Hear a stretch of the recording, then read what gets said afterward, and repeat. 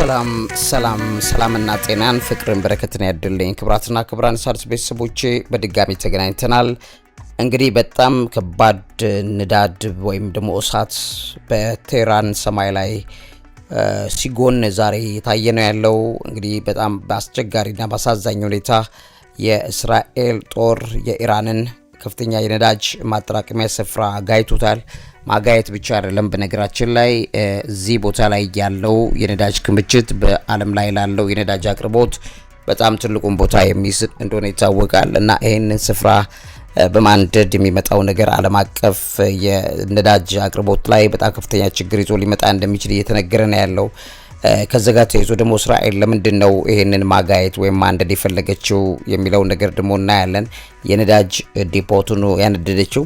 ስለዚህ ይሄ ደግሞ ከባድ ከዓለም ላይ ከባድ ዘለፋ ወይም ወቀሳ እየመጣ ያለበት ጉዳይ ነው። ለምንድን ነው እንደዚህ ያነደደችው የሚለው ማየት ያስፈልጋል።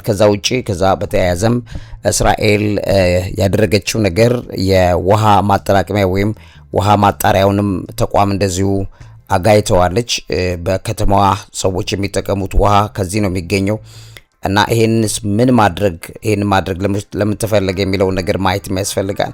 የዚህ የነዳጅ ማጠራቀሚያ ስፍራ መመታት በዓለም ባለው የነዳጅ ገበያ ላይ ከፍተኛ ተጽዕኖ ይፈጥራል። ምን ማለት ነው የሚለውንም ጭምር በዚህ ፕሮግራማችን ላይ እንመለከተዋለን። እንደገና ይህስ የጦርነቱን ቀጣይ አቅጣጫ ምን ያህል ሊወስነው ይችላል የሚለውም ነገር አብሮ እየተነገረ ነው ያለው። እነዚህን ጉዳዮች አያይዘን እናወራለን። የባለፉት 10 ሰዓታት ያክል በአካባቢው ላይ የሆኑ ያሉት ነገሮች በዓለም ላይ በጣም ብዙ ኢምፓክት ፈጣሪ ነገሮች ይዘው አክተልትለው እየመጡ ነው የሚሉት። በጣም ብዙ ድብደባዎችን ኢራንም በአካባቢ ሀገሮቿ ላይ ፈጽማለች። እሱም ብቻ አይደለም። በባለፉት ትላንትና ሲወራ እንደነበረው የኢራን አራግቺ በግልጽ በአካባቢ ወይም ጎረቤት ለሆኑ ሀገራት ድብደባ አላረግም፣ ከዛ ተነስቶ የሚመጣ ድብደባ ከሌለ በቀር የሚለውን ተናግረዋል። ነገር ግን ያ ባለበት ሁኔታ ላይ እንደገና የተባበሩት አረብ ኤሚሬትስ፣ ሳዑዲ አረቢያ፣ ኩዌት፣ ኳታር፣ ባህሬን ሪፖርት እያደረጉ ያሉት ድብደባዎች አሉ። ከኢራን የሚለኩ ድሮኖችና ሚሳኤሎች አሉ። እነዚህም በተመለከተስ ምንድን ነው የሚያመላክተው የሚለው ነገር እንደገና ጦርነቱ ወዴት አቅጣጫ እየሄደ ነው የሚለውንም በዚህ ላይ ማየት የግድ ይለናል ማለት ነው። በባለፉት 8 ወይም 10 ሰዓታት ውስጥ የተከናወኑ ዓለም ላይ ከፍተኛ ተደራሽነት ያላቸው ዜናዎች አሉ። እስራኤል ኢራን ላይ ያደረሰችው ጥቃት በጣም ብዙ መነጋገሪያ ሆኗል። የኢራን ወታደራዊ ጣቢያዎች ላይ አዲስና ከፍተኛ የአየር ጥቃት ፈጽማለች። በቴህራን ፍንዳታዎች መደመጣቸው በከፍተኛ ሁኔታ ድንጋጤ ፈጥሯል፣ እንደነገርኳችሁ ማለት ነው። ዶናልድ ትራምፕ ኢራንን ከሰዋል። የአሜሪካው ፕሬዝዳንት ዶናልድ ትራምፕ በደቡብ ኢራን ሚናብ ከተማ በአንደኛ ደረጃ ትምህርት ቤት ላይ ደረሰው አሰቃቂ ጥቃት ኢራን ናት ተጠያቂ የምትሆነው በሚል ከሰዋል። ሳዑዲ አረቢያ በሪያድ የዲፕሎማቲክ ሰፈር ላይ የድሮን ጥቃት መክሸፉን ጭምር አስታውቃለች። የኢራን የተባበሩት መንግስታት አምባሳደር በአሜሪካ እስራኤል አየር ጥቃት ቢያንስ እስካሁን ድረስ 1332 የኢራን ሲቪሎች መሞታቸው እየተነገረ ይገኛል ማለት ነው። ይህም በከፍተኛ ሁኔታ ትልቅ ነገር ሆኗል። ከዚህ ጋር ተያይዞም ደግሞ እየተነገሩ ካሉት ነገሮች መካከል አንደኛው የነዳጅ ዋጋ መጨመር ነው።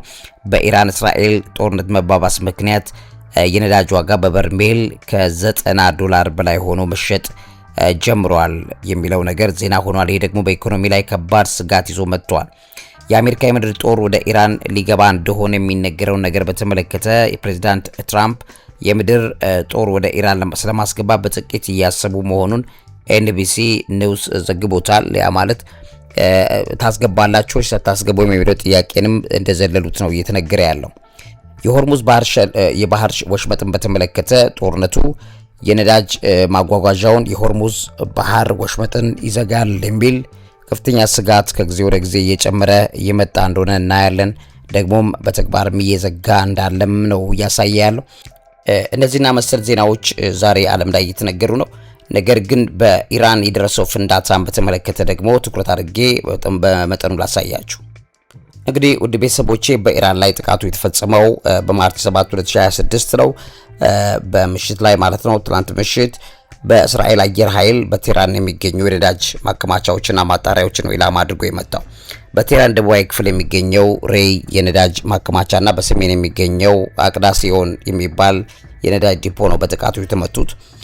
የመጀመሪያው ጥቃት እስራኤል እና አሜሪካን በኢራን ላይ የከፈቱት ጦርነት ከተጀመረ ወዲህ የኢራን ኢነርጂ መሰረተ ልማት ላይ ለመጀመሪያ ጊዜ የተደረገበት ጥቃት ነው። ይህም በከፍተኛ ደረጃ ድንጋጤ እንደፈጠረ ነው እየተነገረ ያለው። የደረሰው ጉዳትን በተመለከተ በነዳጅ ማከማቻዎቹ ላይ በደረሰው ጥቃት ከፍተኛ የእሳት ቃጠሎ የጢስ ሰማዩን ያጥለቀለቀ መሆኑን ትመለከታላችሁ። የኢራን አብዮታዊ ዘብ ለጥቃቱ ምላሽ ለመስጠት ዛሬ በእስራኤል በሃይፋ የሚገኝ ነዳጅ ማጣሪያ በሚሳኤል መምታቱን አስታውቋል። እና ይህም ጥቃት የተፈጸመው በኢራኑ የበላይ መሪ አያቶላ አሊ ኮሜኒ መገደል ተከትሎ በቀጠናው ከፍተኛ ጦርነት በተባባሰበት በዚህ ወቅት ላይ ነው። ጥቃቱ ከአሜሪካ ጋር በጋራ የተፈጸመ ነው ተብሎ እየተነገረ ይገኛል።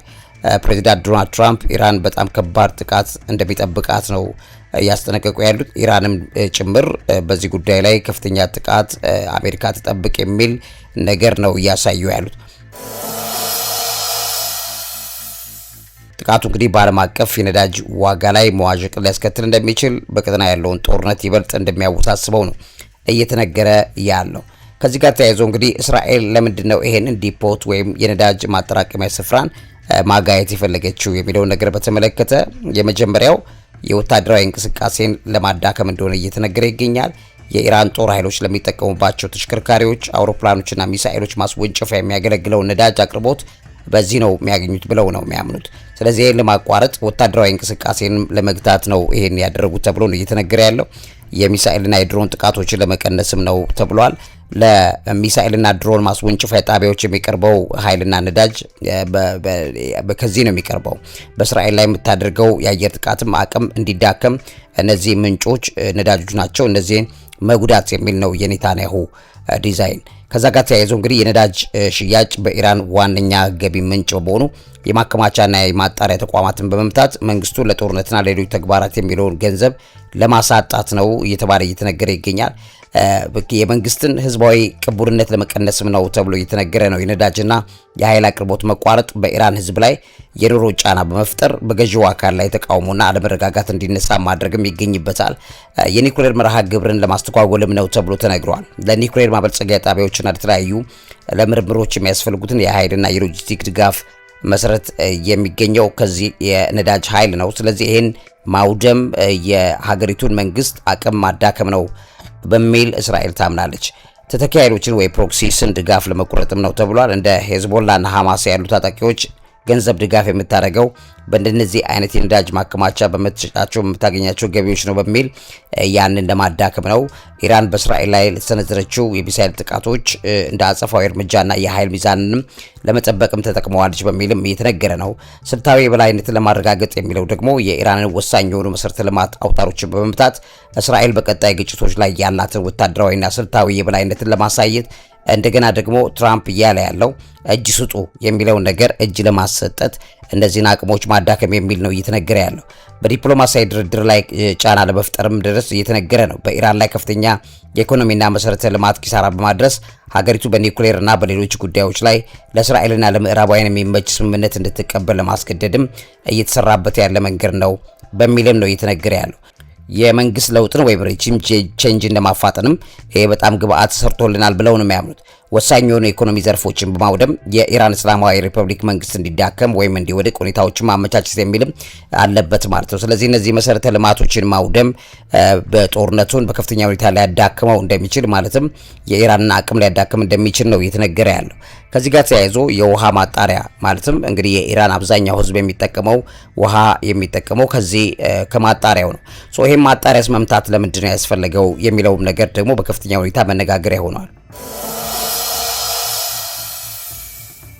እንግዲህ ውድ ቤተሰቦቼ በኢራንና በእስራኤል አሜሪካ መካከል ያለው ጦርነት በኢራን የቀሽም ደሴት የምትባላለች በዛ የሚገኝ ትልቅ የውሃ ማጣሪያ ተቋምን አጥቅተዋል እስራኤሎቹ ማለት ነው። እና የኢራን ባለስልጣናት ይሄን ነገር ተናግረዋል። ይህም ጥቃት እንግዲህ በ30 መንደሮች ላይ ከፍተኛ የውሃ አቅርቦት ችግር ይፈጥሯል እና የሰብአዊ መሰረተ ልማቶችን ኢላማ ያደረገው አደገኛ ቅድመ ሁኔታ ተብሎም ተፈርጀዋል። ለምንድነው ታዲያ ይሄን መምታት ያስፈልገው የሚለው ነገር በተመለከተ የሲቪል መሰረተ ልማትን ኢላማ ማድረግ ይገኝበታል። ሁለተኛው ደግሞ የአሜሪካ እስራኤል የጋራ ዘመቻ መሰረት በማድረግ ይህን ስፍራ በመምታት በተለይ የሲቪሉ ማህበረሰብ የሚጠቀምበትን ይህን አቅርቦት መምታት፣ የንጹህ ውሃ ማጣሪያ ጣቢያውን በቀጥታ መምታት ለብዙ ሰው የውሃ ንጹህ ውሃ አቅርቦት ይጠፋል። ይህም ደግሞ ከፍተኛ የሆነ በመንግስት ላይ አመጽ እንዲቀጣጠል ለማድረግ ግፊት ለመስራት በከፍተኛ ሁኔታ ጥቅም ላይ የዋለ በጣም አሳፋሪ ተግባር ነው ተብሏል። ከዚህ ጋር ተያይዞ እንግዲህ የአገሪቱ ህዝብ በውሃ ጥም በሚሰቃይበት ሰዓት፣ በውሃ ጥም በሚጎዳበት ሰዓት በመንግስት ላይ ጣቱን ይጠቁማል ወይም እንዲቀሰቀስ ይደረጋል። ይህም በግልጽ እንግዲህ ያደረጉት ነገር እንደሆነ ታያላችሁ። በዚህም የተነሳ እንግዲህ ከፍተኛ ቁጣ ተነስቷል። ኢራን ጥቃቱን ተከትለው በእስራኤልና በአሜሪካ ወታደራዊ ይዞታዎች ላይ የድሮንና የሚሳኤል ጥቃቶችን ማድረጓን ቀጥላለች። የመካከለኛው ምስራቅ የውሃ ማጣሪያ ተቋማት ለሲቪል ህዝብ ህልውና ወሳኝ በመሆናቸው በእነሱ ላይ የሚሰነዘር ጥቃት በክልሉ ላይ ከፍተኛ የውሃ ቀውስ ሊፈጥር ይችላል። እንደምታውቁት በኢራን በከፍተኛ ደረጃ የውሃ እጥረት አለ። ይህን የውሃ እጥረት ለማባባስ ነው እስራኤል ይህን እያደረገች ያለችው ተብሎ እየተከሰሰች ነው ያለችው። ይህም ደግሞ እንግዲህ አብዛኛው ውሃ ሰው ንጹህ ውሃ አያገኝም። ልክ እንደ ኢትዮጵያ እንዳለ ነው፣ ንጹህ ውሃ የለም። ከጨው ባህር ተጣርቶ ወይም ደግሞ በዲሳሊኔሽን ሲስተም ተደርጎ ነው ተጣርቶ ጨዋማው ነገር ተቀንሶ ሰዎች ውሃውን እንዲጠቀሙበት የሚደረገው። በዚህም የተነሳ እንግዲህ የዚህ ውሃ ማጣሪያ ተቋም መመታት ማለት ቀጥታ ጉዳቱ የሚያመጣው ለሲቪሉ ማህበረሰብ ነው። ስለዚህ የሲቪሉ ማህበረሰብ ለመቀስቀስ፣ ቁጣ ለመጨመር፣ እንደገናም ደግሞ በውሃ እጥረት ምክንያት ለሚመጣው መጉላላት ምላሽ ለመስጠት እንዲያስችል የቅስቀሳ መንገድ ነው ተብሎ እየተነገረ ነው ያለው። ከዛ ውጭ እንግዲህ ክቡራትና ክቡራን የሣድስ ቤተሰቦቼ ኢራንም እንደዚሁ ከፍተኛ ድብደባዎችን እየፈጸመች ነው ያለችው። በተባበሩት አረብ ኤሚሬት እንግዲህ ከፍተኛው ጥቃት የደረሰባት ሀገር ናት። የመከላከያ ሚኒስትራቸው እንደገለጸው ከ800 በላይ ድሮኖችንና ከ180 በላይ ቦሊስቲክ ሚሳይሎችን እንደለዩና በዚህም ደግሞ በጣም ብዙ ጉዳት ሊደርስ የሚችለውን ነገር ተከላካይ ያለው የምትለው ዩናይትድ አረብ ኤሚሬትስ በዱባይ ዓለም አቀፍ ማረፊያ፣ በሆቴሎች፣ በአቡዳቢ የሚገኝ የአል ሰላም የባህር በር የባህር ኃይል ጣቢያ ጥቃትም እንደደረሰበት ተነግሯል። እንደሰማችሁት በተደጋጋሚ ማለት ነው። ንጹሃን ዜጎች ለምሳሌ የኔፓል፣ ባንግላዴሽ እና ፓኪስታን ዜጎች በዚሁ በዱባይ መገደላቸው ወይም በዩናይትድ አረብ ኤሚሬትስ መገደላቸው ተዘግበዋል። ከ68 በላይ ሰዎች እስካሁን ድረስ ቆስለዋል። ጦርነቱ ከተጀመረ ጊዜ ጀምሮ ማለት ነው። ጦርነቱ ከተጀመረ ጊዜ ጀምሮ በሳዑዲ አረቢያ በሪያድን ጨምሮ ምስራቃዊ ግዛት የሚገኙ የአራምኮ ዘይት ተቋማት ላይ ጥቃት ተፈጽመዋል። በመጋቢት 8 2026 ማለትም በማርች 8 መሰረት ደግሞ የሳዑዲ ጠቅላይ ሚኒስትር መከላከያ ሚኒስትር 14 ድሮኖችን መጥቶ መጣሉን ነው የሚናገረው። በኩዌት አል ሰላም የአየር ኃይል ጣቢያና በኩዌት ዓለም አቀፍ አውሮፕላን ማረፊያ አካባቢዎች ላይ ሚሳኤል ጥቃት ደርሶባቸዋል። ቢያንስ በጥቃቱ 30 ሰዎች መቁሰላቸው የተነገረ ነው። እነዚህ እስካሁን ድረስ ካሉት ዜናዎች ትኩረት የሚያገኙ ናቸው። በኳታር ዋናው የአሜሪካ የባህር ኃይል ጣቢያ ወይም አልኡዴይድ ኤርቤዝ የሚባሉ በቦሊስቲክ ሚሳኤል እንደተመታ ተነግሯል። እና በሚሳኤሉ በመጋቢት 8 2026 ሪፖርት መሰረት ኳታር 12 የኢራን ሚሳኤሎችን በአገሪቷ ላይ መተኮሷን አረጋግጣለች። ኢራን ማለት ነው በኳታር ላይ እስካሁን ድረስ ባለው በጣም ጠንካራ የሚባል ጉዳት ከደረሰባቸው መካከል ኳታር አንዷ ናት። ባህሬን ሌላኛዋ ናት። ኦማን እንደዚሁ በዚህ ጉዳይ ላይ በተያያዘ ከፍተኛ ሪፖርት እያቀረበች ትገኛለች። እንግዲህ የዚህ ጥቃት በአሜሪካ ወታደራዊ መሰረቶች፣ በነዳጅ ተቋማትና በሲቪል መሰረተ ልማቶች ወይም እንደ አውሮፕላን ማረፊያ ወደቦች ያሉት ላይ ነው ኢራን አነጣጥራ በጂሲሲ ወይም በአካባቢ ባሉ የአረብ ሀገራት ላይ እየለቀቀች ያለችው። የጂሲሲ ምላሽን በተመለከተ አባል ሀገራቱ ሳዑዲ አረቢያ፣ የተባበሩት አረብ ኤሚሬትስ፣ ኳታር፣ ኩዌት፣ ባህሬን፣ ኦማን ጥቃቱን የማያመዛዝን እና ተገቢ ያልሆነ በማለት ነው በአንድነት ያወገዙት። የመርከብ መንገድን በተመለከተ ኢራን የሆርሙዝ ባህረ ሰላጤን ለመዝጋት ጥረት ማድረጓ በአካባቢው ላይም ከፍተኛ ኪሳራ እያመጣ እንደሆነ እየተነገረ ነው ያለው። እነዚህ ነገሮች እንግዲህ ሲታይ በከፍተኛ ሁኔታ ብዙ የሚያስከፋ ነገር ተፈጥሯል። በተለይ በዩናይትድ አረብ ኤሚሬትስ ላይ ይሄ በጣም ተደጋጋሚ ነገር ሆኗል ማለት ነው።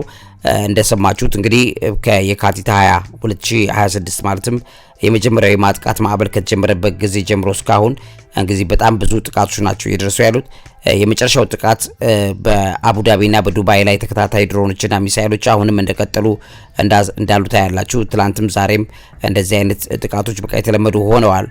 የተባበሩት አረብ ኤሚሬትስ ከኢራን ጋር ያለውን ዲፕሎማሲያዊ ግንኙነት በማቋረጥ አምባሳደሯ እንደጠራችም ይታወቃል። በተለይ ዱባይ በከፍተኛ ሁኔታ ዩናይትድ አረብ ኤሚሬትስ በኢራን በከፍተኛ ጥቃትና ውድመት እንደደረሰባት ይታወቃል። ቢያንስ 3 ሰዎች እስካሁን ተገለውባታል። እና ይህንን በተመለከተ በዩናይትድ አረብ ኤሚሬትስ የሚገኙ የአሜሪካ ወታደራዊ መሰረቶችን፣ የኢኮኖሚ ማዕከላትን ወደብን ጨምሮ የሚደረገው ጥቃት አሁንም ተጠናክሮ ሊቀጥል ይችላል የሚለው ነገር እየተነገረ እንዳለ ታያላችሁ። ግን በጥቃቶች የሚደረጉት ነገሮች ህዝብን መሰረት አድርገው ህዝብን የማዳከም ማህበረሰብን የማዳከም ለጦር የበላይነት ደግሞ ማንኛውንም ግባት እስከሰጣቸው ድረስ ጥቃቶችን አጠንካክረው የመቀጠል ነገር ትመለከታላችሁ። ለምድራችን ሰላም የክርስቶስ ሰላም ነው የሚያስፈልገው። ይህንን አሁን ያለበትን የዓለም ውድመት ለማስቆም የእግዚአብሔር ጣልቃ ገብቶ ነገሮችን እንደሚቀይረው እናምናለን። ነገር ግን አሁን ያለበትን ነገር አብዴት ላድርጋችሁ ብዬ መረጃ ካፍያችኋለሁ። ለዚህ አእምሮ ምግብ አዘጋጅና አቅራቢ መምህርና ጋዜጠኛ ዐቢይ ይልማ። እውቀት ታላቁ እግዚአብሔርን ታከብራለች።